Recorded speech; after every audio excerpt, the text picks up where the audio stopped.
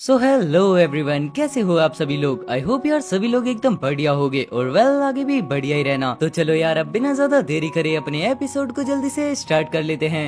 Episode की starting होती है और हम देखते हैं जहाँ पर कोई बताता है, मैं मौत के घोर अंधेरे में घिर गया, मुझे कुछ भी नहीं दिख रहा था और मुझे ऐसा लग रहा था जैसे कि मेरी पूरी लाइट अचानक से डिसअपियर हो गई थी। लेकिन अंधेरा जितना ज्यादा डार्क होता है, लाइट भी उतनी ही ज्यादा ब्राइट होती है। मैं स्ट्रीमर गोल्डन लाइट तुम सबके लिए वापस से जिंदा हो चुका हूँ। तभी हम देखते हैं यहाँ पर गोल्ड को, जो कि वापस से रिवाइव हो चुका होता है और उसके साथ ही साथ यहाँ पर कमेंट्स आने लगते हैं, ये रिवाइव कैसे हुआ, क्या इसने कोई हैक्स यूज किए हैं। ऐसा बिल्कुल हो सकता है, या फिर ये कोई कर्सिफिक्स और रिवाइवल था, जहाँ पर इसका मतलब ये है कि ये आइटम यूजर को एक बार वापस से जिंदा कर सकता है। लेकिन तभी हम देखते हैं यहाँ पर गोल्ड को, जो कि खुद को रिवाइव होते हुए देख काफी ज्यादा एक्शन जैक्शन करने लगता है और साथ ही साथ उसके बाद यहाँ पर कमेंट्स आते हैं, यहाँ पर वापस से जिंदा होने का क्या फायदा, बल्कि वो सियांग जोहन से तो पहले ही लास्ट नंबर पर आ चुका है। और फिर उसके बाद यहाँ पर डबल सोर्ड भी कमेंट करता है, मिशन फेल हो चुका है, मैं तुमसे काफी ज्यादा डिसअपॉइंट हूँ गोल्डन लाइट। और फिर उसके बाद एक थर्ड कमेंट होता है,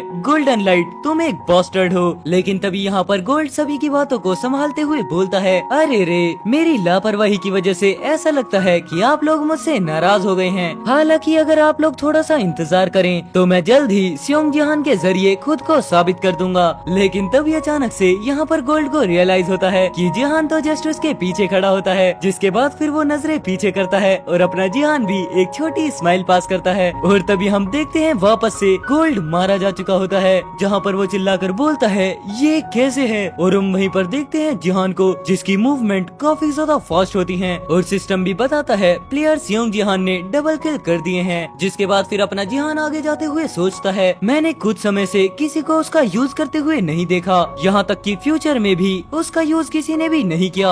ये सब पेनल्टीज की वजह से नहीं है, बल्कि वो सब उसकी कमियों की वजह से है। खैर आज के दिन तो रोज से ज्यादा भागदौड़ है, जरूर से ये उन इंस्पेक्टर्स की वजह से होगा जो आज से शुरू होने वाले असली गेम को देखने आए हैं। जहाँ पर हम देखते हैं इन सबको विजिट करने के लिए काफी सारी इंस्पेक्टर एल्फ आई होती हैं, जिन्हें देखने के बाद यहाँ पर कमेंट आने लगते हैं, अरे वाह, वो तो सच में एक एल्फ है, देखो तो वो सब सियोंग जिहान को कैसे देख रहे हैं। लेकिन अपना जिहान यहाँ पर तो कुछ उल्टा ही बोलता है, इन बास्टर्ड्स को देखने के बाद मुझे इनसे घिन आती है, क्योंकि इन बास्टर्ड्स का ह्यूमैनिटी डाउनफॉल में काफी ज्यादा बड़ा रोल था। खैर मैं उससे बाद में निपटने वाला था, क्योंकि अभी जो मेरे सामने है उससे निपटने पर पहले ध्यान दिया जाए। और इतना बोलते हुए यहाँ पर अपना जिहान पीछे की तरफ पलट कर देखता है, जहाँ पर वो देखता है काफी सारे हंटर्स ने उसे एक तरीके से घेर रखा होता है। और उनको देखने के बाद जिहान बोलता है, क्या तुम लोगों को यहाँ पर कोई आउटकास्ट मान रहा है। लेकिन तभी हम देखते हैं जिहान के पलटने की वजह से ही सभी लोग चिल्लाकर वहाँ से भागने लगते हैं। अभी आपस में लड़ने का टाइम नहीं है, जल्दी से यहाँ से भागो, क्योंकि यहाँ पर सियोंग जिहान ने तो एक गोल्ड प्लेयर को भी चीर डाला। और उन सबको देखने के बाद बेचारा जिहान बोलता है, हाँ, इन सब की वजह से हंटिंग एफिशिएंसी काफी ज्यादा ड्रॉप हो जाती है और फाइनली मुझे ये डी रैंक के होली आइटम्स मिल चुके हैं। लेकिन यहाँ पर मैनिफेस्टेशन कंडीशन को कंप्लीट करने के लिए मुझे अभी और भी ज्यादा फाइट करनी होगी। और तभी हम देखते हैं जिहान के सामने एक सिस्टम अपीयर, और तभी हम देखते हैं अचानक से जिहान के सामने भी सिस्टम अपीयर हो जाता है, जिसे देखने के बाद जिहान बस स्माइल करता है, ओह क्या बात है। और तभी हम देखते हैं सिस्टम में लिखा होता है, ये एक नॉर्मल क्वेस्ट है, तुम जाकर उन गोब्लिन्स को हराओ जो कि गोब्लिन चैंपियन के आसपास उन्हें घेर कर खड़े हुए हैं। और तभी हम देखते हैं यहाँ पर काफी सारे गोब्लिन्स को, और उनके सामने अकेला खड़ा होता है अपना जिहान। और इस चीज को देखने के बाद तो जिहान भी बोलता है, इस चीज के लिए तुम्हारा शुक्रिया।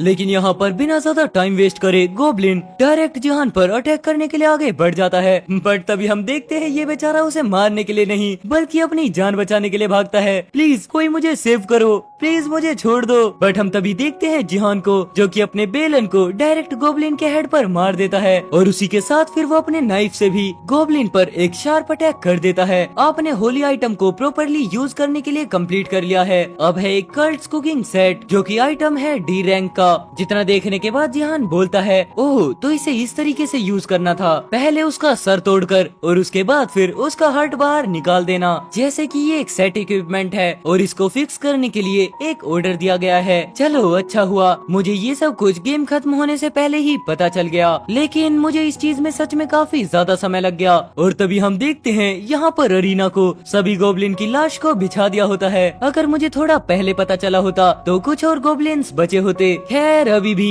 ये पूरे तरीके से खत्म नहीं हुआ है। और तभी हम देखते हैं अचानक से अपने जिहान के सामने गोब्लिन का हेड आ जाता है, जो कि बॉस मॉन्स्टर होता है। और ये गोब्लिन चैंपियन है नॉर्मल गोब्लिन्स के मुकाबले, जिनकी बॉडी सिर्फ 1 मीटर लंबी होती है। लेकिन ये गोब्लिन्स जिनकी बॉडी 3 मीटर तक लंबी होती है, उनकी फिजिकल और मेंटली दोनों की दोनों पावर्स ही काफी ज्यादा बड़ी होती हैं। लेकिन यहाँ पर बीच में इस चीज को रोकने के बाद जिहान बोलता है इसकी एक्सप्लेनेशन काफी ज्यादा बड़ी है। और तभी यहाँ पर इस बात को बोलने के बाद अपना जिहान डायरेक्ट गोब्लिन चैंपियन के ऊपर भी एक पावरफुल अटैक कर देता है, जहाँ पर हम देखते हैं जिहान ने अपनी ज्यादा स्ट्रेंथ का यूज नहीं किया होता, लेकिन उसे एक नॉर्मल अटैक की वजह से ही गोब्लिन डायरेक्ट धरती में घुस जाता है। जिसके तुरंत बाद जिहान अपने नाइफ को हाथ में लेते हुए बोलता है तो क्या हुआ। एंड फिर फाइनली यहाँ पर जिहान डायरेक्ट उसके हार्ट पर अटैक कर देता है। आखिरकार बस ये एक बड़ा गोब्लिन ही तो है। और फिर तुरंत बाद हम देखते हैं यहाँ पर सिस्टम में नोटिफिकेशन आता है, गोब्लिन को हराओ, तुम्हें रिवॉर्ड के तौर पर 500 अचीवमेंट पॉइंट्स मिलते हैं और साथ ही साथ तुमने एक डिवाइन पावर को भी अर्न किया है। और फिर तभी हम देखते हैं जिहान के वेपन से अलग से ऑरा रिलीज होने लगता है। और तभी यहाँ पर कुकिंग सेट के वेपन्स डी लेवल से धीरे धीरे डिक्रीज होकर ई लेवल पर आने लगते हैं। और फिर उसके बाद यहाँ पर सिस्टम भी इसके बारे में नोटिफाई कर देता है, तुम्हारे कुकिंग सेट डी लेवल से डिक्रीज होकर ई लेवल पर आ चुके हैं।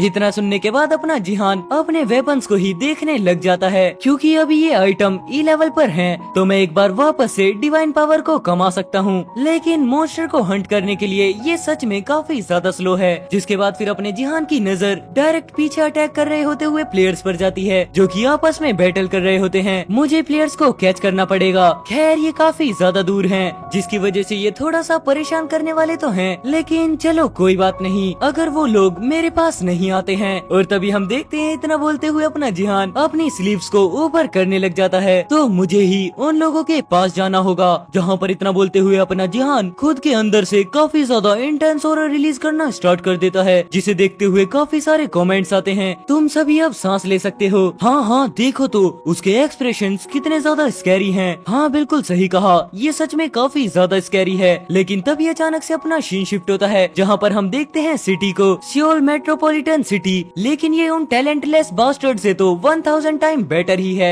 और तभी यहाँ पर इस कमेंट को पढ़ने के बाद गोल्ड की तो हालत काफी ज्यादा खराब हो जाती है, जहाँ पर हम देखते हैं गोल्ड को रियल लाइफ में, जो कि दिखने में बिल्कुल अपने कैरेक्टर की तरह होता है, और वो भी उसी तरीके की एक गेमिंग चेयर पर बैठा होता है। और इस कमेंट को पढ़ने के बाद बेचारा गोल्ड गुस्से से बोलता है, वो मेरे को ही टारगेट कर रहा है ना। तब तो तुम ये कह रहे थे कि एक ब्रॉडकास्ट टैलेंट नॉर्मल टैलेंट से काफी ज्यादा बढ़िया होता है, और क्या मैं कमजोर हूँ या फिर वो ही मुझसे ज्यादा स्ट्रॉन्ग है। मतलब कि क्या ये लोग कोई एनालिसिस वाली वीडियो तो नहीं देखते ना। लेकिन तभी हम देखते